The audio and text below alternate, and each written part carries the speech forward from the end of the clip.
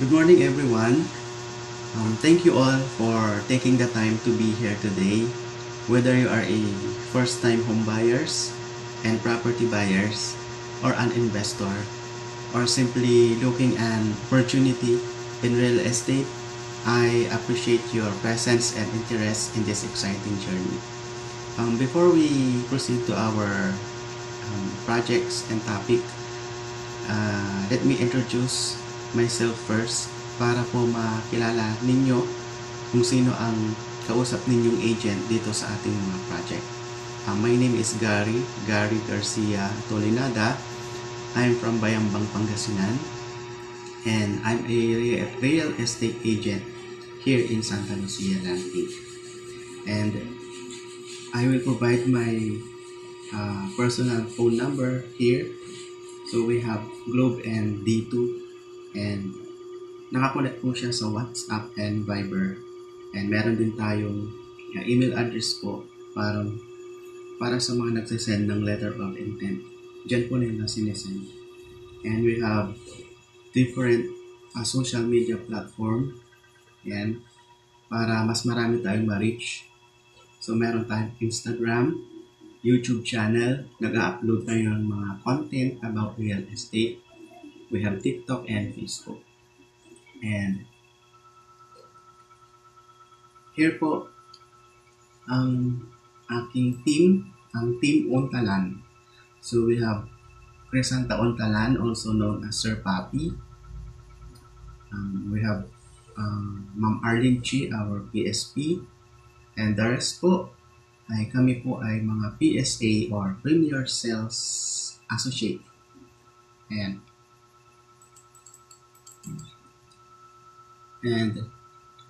ang developer po natin ay si Santa Lucia Land. Kapag sinabi natin Santa Lucia, malaking developer po ito. Santa Lucia Land Inc. is a leading Philippine developer of residential communities and listed on the Philippine Stock Exchange. It is a part of the Santa Lucia Group with over 50 years track record of real estate development. The Santa Lucia Group has completed over 220 projects and developed over 10,000 hectares of land across 70 cities and municipalities in 10 regions and 15 provinces across the Philippines.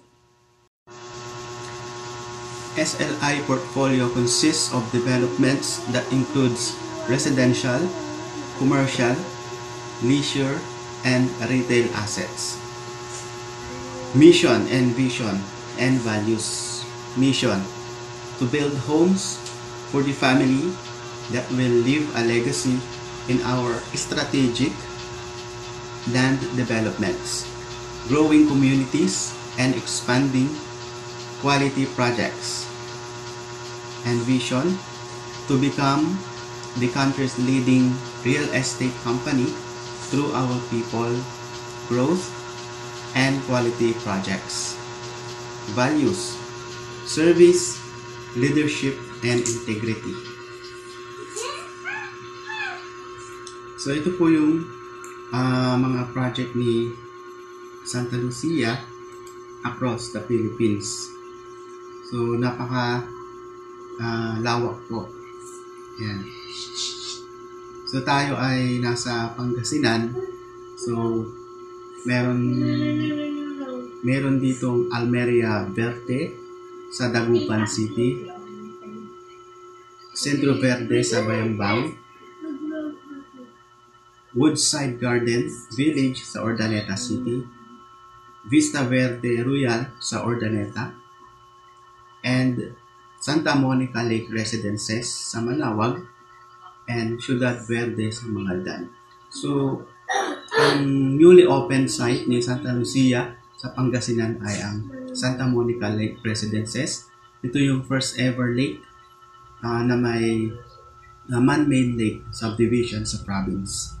And soon to open na rin po ang Ciudad Verde sa Mangaldan. So, ang license to sell number ni Santa Monica Lake Residences Manawag ay 0001259 para sa residential, and 0001260 for commercial. Yan. So ito po yung logo ni Santa Monica Lake Residences, Manawan.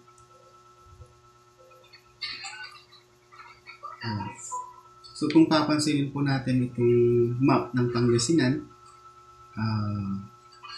we have T-Plex malapit po sa Santa Monica, and yung PLEX or Pangasinan Link Expressway, mas malapit rin po siya sa Manawan. So ito po yung Pangasinan Province map. So isa po ang Pangasinan sa may pinaka malaking lot area. So meron po itong lawak na 5,451 square kilometer, at ang Pangasinan ay pangatlo sa pinakamaraming vote-rich province. And then pagdating naman sa mga tourist spots, so hindi po magpapahuli ang Pangasinan, lalo sa mga magagandang beaches like Bulinaw Falls and Patar Beach sa Bulinaw, Lingayen Beach, ayan, 100 Islands sa Alamillo City, ayan. So we have Enchanted Cave sa Bulinaw, and Kabungawan Beach, Tambobong Beach, ayan, Tondaligan Blue Beach, Aquatic Marina Park sa Lingayen, ayan. At sa mga pasyalan naman, meron tayong St. Vincent Statue sa Bayambang. Ito po yung pinakamataas na bamboo sculpture sa buong mundo. So nasungkit niya po yung world record. And syempre hindi papahuli si Manawag, ang Manawag Church. Ayan. And then meron tayong Little Baguio sa Maliko sa San Nicolas, Pangasinan. Yan, na-feature na rin po yan sa TV. Sunflower Eco Park sa Tayog, and Sky Plaza Natividad. Ito naman yung parang sa Brazil, yung statue ni Jesus Christ.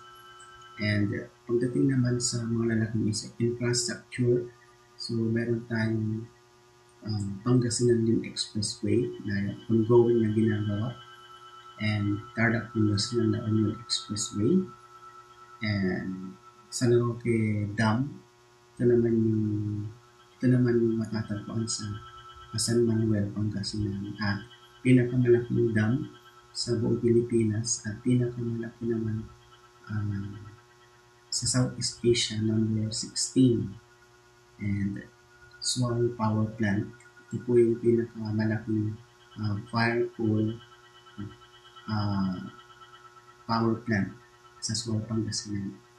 And meron din aviation school, yung WCC Aviation School sa Binalongan, Pangasinan. Why Santa Monica? In today's era, many individuals have become appreciate even more their health and wellness. Besides eating right and leading an active lifestyle, they've also realized the importance of having conducive spaces and healthy homes and safe communities. Santa Monica Lake Residences by Santa Lucia Land Inc. is one community designed to promote a healthy lifestyle, as it offers lush spaces, walking trails, and fitness facilities to help you stay active. Whether it's a morning yoga by the lake, a jog through the beautiful gardens, or a refreshing swim in the pool, numerous opportunities are available to rejuvenate your mind and body.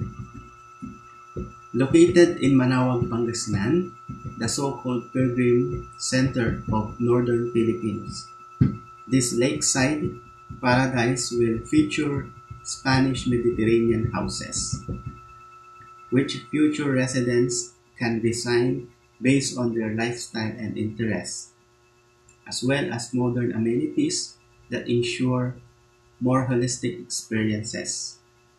The main highlight of this community is the man-made lake, which afford future residents unlimited access to the calming views of the lake. We want the people, our future residents, to again enjoy the idea of living a life that is close to the nature and centered on one's well-being. The pandemic allowed us to understand the importance of looking after our own physical and mental health. And with a development like Santa Monica, we believe that we might just be able to help them to do so, said Santa Lucia Land Inc. President Ezekiel Robles. While offering the tranquil settings of this nature-filled community, Santa Monica Lake Residences also provides easy access to key establishments, institutions, and other important centers. Nearby are the iconic churches like the Shrine of Our Lady of Manaoag and the Church of Our Lady of the Most Holy Rosary, as well as schools such as the Colegio de San Juan de Letran Manaoag Central School and Our Lady of Manaoag Innovative School. Its proximity to hospitals like the Manaoag Community Hospital, St. Mary's Medical and Diagnostic Center, and commercial areas such as the Magic Mall and Pure Gold among others will offer further assurance to the residents. Foodies meanwhile find living here truly enjoyable as the place present numerous options including Jardins sa Paraiso, Grill and Restaurant, Antonio Restaurant Manaoag, Kainan sa Kubo, Ningnangan ug Manaoag. There are also a number of hotels and banks near the development. Indeed, numerous opportunities await in this Santa Lucia project, which also boosts proximity to the rising New Clark City. Santa Monica Lake Residences is just one of the many premier community that Santa Lucia is building in the north to ensure that hardworking Filipinos here accorded opportunities to lead a well-balanced lifestyle. The soon-to-rise Santa Monica Lake Residences is no doubt a worthy investment, made more valuable by its strategic location, given the numerous infrastructure developments happening in the north, including airports, major highways, and expressways. Pangasinan has become even more accessible from Metro Manila or other areas in North and Central Luzon. Being in the north and delivering this type of development gave us the advantage to cater to the growing demand for spaces that promote wellness. We understand the desire of many Filipinos to live in a safe, accessible, and nature-filled community where they can create valuable experiences and meaningful memories, said by the Santa Lucia President Ezekiel Robles. Things to consider before buying a property, whether sa developer ito or outside subdivision, outside developer, kailangan pairalin po natin yung tinatawag na due diligence. At isang part ng due diligence ay yung paghingi ng kahit na photocopy, xerox copy ng title. So, napaka-importante po yun. So, ang best proof of evidence is yung title. And then, ipa-verify po natin ito sa Register of Deeds kung saan located yung property na binibili mo. Kasi sa likod ng title, may nakalagay na annotation na tinatawag. So, pwede kang magpatulong sa isang lawyer or sa isang real estate salesperson na bihasa sa pagbabasa nito kasi napaka-importante po yun. Kasi maaring ito ay nakasanla, ito ay may kaso, may pending case, mayroong naghahabol. Ayan. Ang paraan ng due diligence ay yung puntahan mo talaga yung property kasi nakikita lang natin itong nakapost sa social media. So, kailangan mag-site visit ka. Yan, para makita mo talaga na may binibending property. Pwede ka rin magtanong sa mga kalapit na mga bahay or mga tao doon para at least malaman mo yung magkaka-idea ka kung ano yung kanyang history. Yun ay kapag bibili ka sa outside developer. Kapag sa developer ka naman kukuha, maaari ka namang mag-inquire or mag-request about sa yung title kasi naka-individual titled na yan. Yan. So, yun yung kagandahan ng pag-site visit. And then, makikita mo rin yung neighborhood. Kung halimbawa, nagsa-site visit ka sa mga pabahay, makikita mo kung sino yung magiging kapitbahay mo.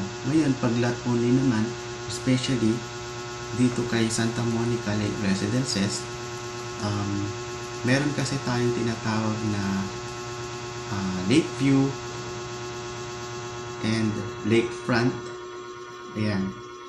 So, meron din tayong commercial lot. Ayan. So, naka-color coding po. Yung kulay purple is commercial lot. Yung Lakeview is green.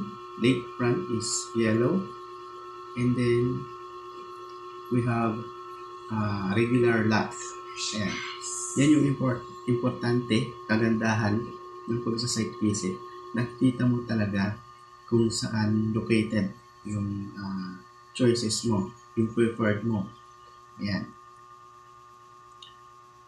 And then, maaari mong tanungin lahat ng iyong queries yan, sa mismong developer or sa agent na iyong kausap sa pagsa-site visit. And then, meron tayong tinatawag na invasion. Kumbaga, makikita-kita mo na kung ano yung buhay mo doon sa mismong site. And kapag nagustuhan mo yung property, makakapag-set ka na ng iyong budget. And then, isa sa mga dahilan bakit bumukuha ng property ang isang client, syempre meron siyang intent, meron siyang purpose. So, maaaring personal use or magpapatayo ka ng improvements at gagawin mong rental property, paparent mo. Yan. And then, sa rental, pwede rin yung tinatawag na Airbnb. Yan yung pinakabagong isang paraan para magkaroon ka ng cash flow. Airbnb. Maaari mo rin itong buy and sell. Bibilin mo siya ng mababa. And then pag mataas na siya ay maaari mo na siyang ibenta sa mas mataas na value. Ayan. So, meron po tayong mga factors kung bakit tumataas ang isang value ng isang property. Unang-una, yung inflation na tinatawag or sabihin natin yung pagtaas ng mga presyo ng mga bilihin tulad ng mga construction materials. Yan, tataas din ang labor cost. Ayan, lalo na pag tumaas ang gasolina, mayroon pong domino effect yan. And then, law of demand and supply. Kapag maraming naghahanap, maraming nangangailangan, mataas ang kanyang presyo. And kasi ang population po ng Philippines as of 2025 ay nasa 120 million po. So ang portion ng iba doon ay magiging workforce din ang ilan. So parang hahanap din sila ng mga lugar na titirahan, bibili ng mga property. Yan. Kung maganda yung property at konti yung supply, expected na mataas po yung presyo. Lalo na sa mga malapit sa mga expressway o sa mga daan. And then, isa pang factors ng pagtaas ng price ng property, yung infrastructure.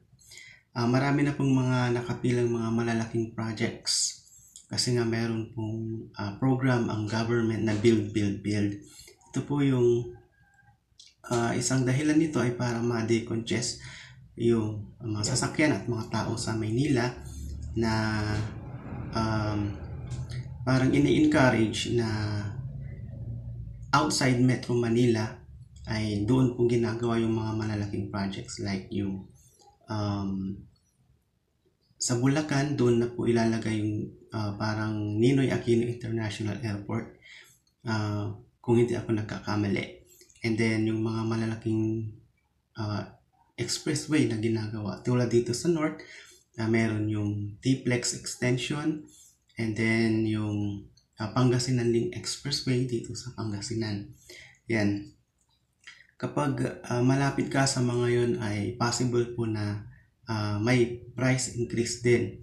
Kasi mas malapit sa mga kalsada, mas dinadaanan ng mga sasakyan. Ibig sabihin, may possible na negosyo na itatayo doon like mga gasoline stations, mga convenience store, so mga ganon. Ayan po, so narito po yung mga fully developed ng mga lake subdivision ni Santa Lucia. So, ipakita po natin dahil ganito po yung magiging output. Ganito po yung gagawin sa Santa Monica Lake Residences, Manawag.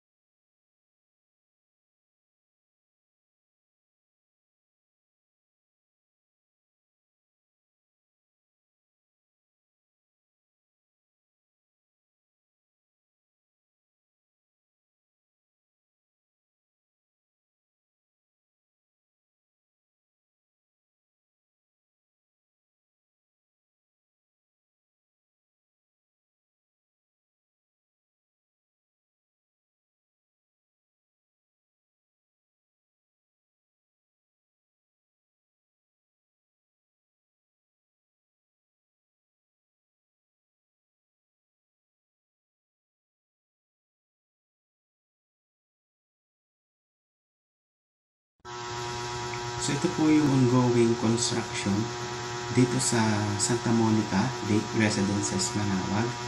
And meron po tayong video doon sa ginawa nating site visit doon sa mismong ginagawang man-made lake. And at the same time, para makita po ninyo yung mismong site and then yung lawak.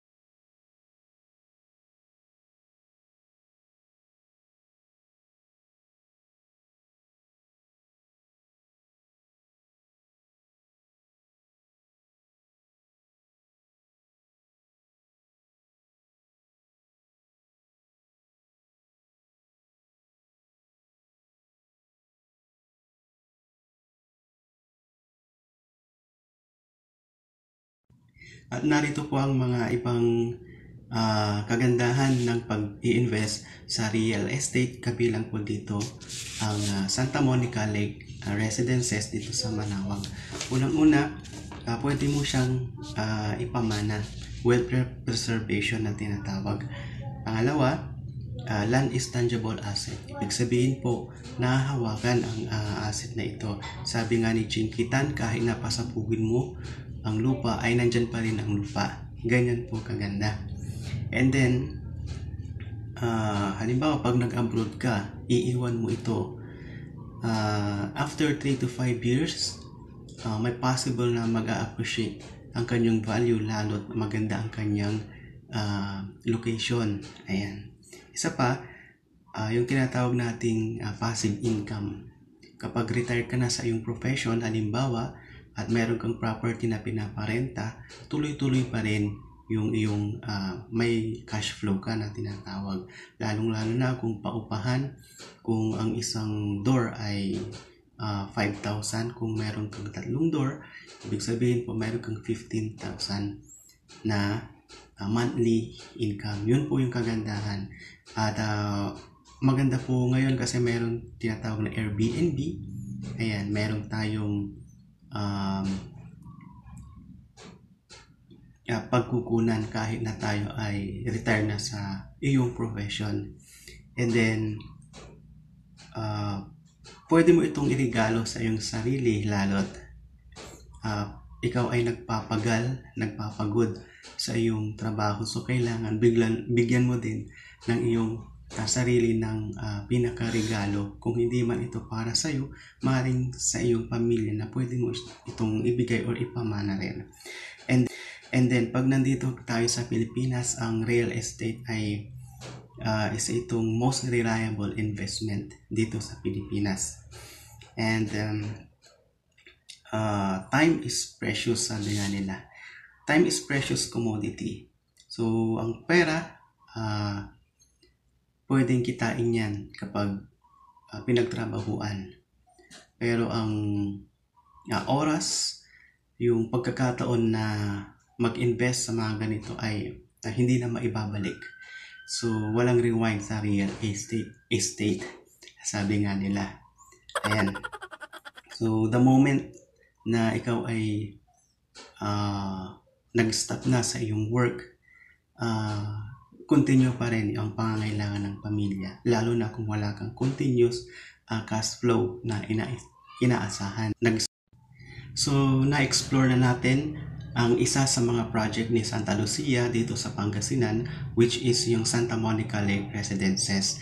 At nakita natin na hindi lang nag-o-offer si Santa Lucia ng isang magandang property, bagkus nagpo-promote din po ito ng health and wellness para magkaroon tayo ng hindi lang may magandang pangangatawang physical, bagkus magkaroon tayo ng may magandang mental health na tinatawag. Lalo't nagdaan po tayo sa panahon at dito ay mas naunawaan natin yung kahalagahan ng may magandang kalusugan. Kaya kung papansinin po natin yung mga project ni Santa Lucia ay parang ikinokonekta ka sa nature. Yan. At tulad ng mga man-made lake na meron si Santa Lucia. Ayan. So, I hope na kahit sa maikling presentation ay naipakita natin yung ganda ni Santa Monica Lake Residences. At hoping na ma-meet tayo in person. I will invite you to have a site visit sa mga project ni Santa Lucia dito sa Pangasinan. And then, pa-like and share na rin po. At running 3,000 subscriber na po tayo sa YouTube. Yan. So, hanggang dito na lang muna. And then, the next topic ay pupunta tayo sa ibang part like Soto Grande sa Baguio and sa North and Central Luzon.